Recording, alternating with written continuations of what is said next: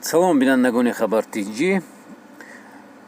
дӯстони азиз, як хабари хуш дорам ки 26 май ба парвоз мешавад ва садҳо муҳоҷири тоҷик ки дар шаҳрҳои Русия часпиданд, ҳафтаи оянда метавонанд ба ватан баргарданд.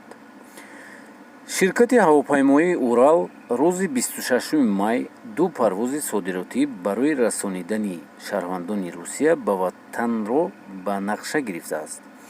ба гузориши ТАСС бо истинод ба сафорати Русия дар Тоҷикистон, ҳарду парвозҳо 26 май анҷом хоҳанд ёфт.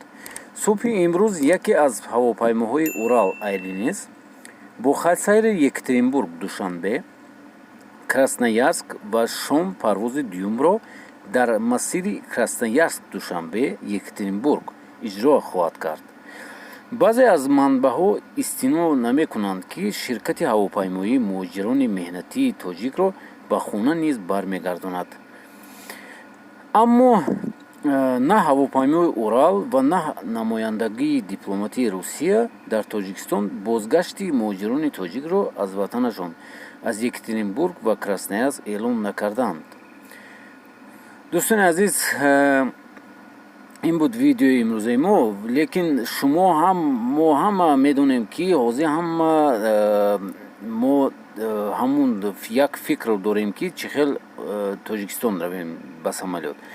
аммо ин самолёт 26 май парвоз хоҳад кард. аниқ ду рейс мешавад дар як рӯз, саҳар ва бегоҳ.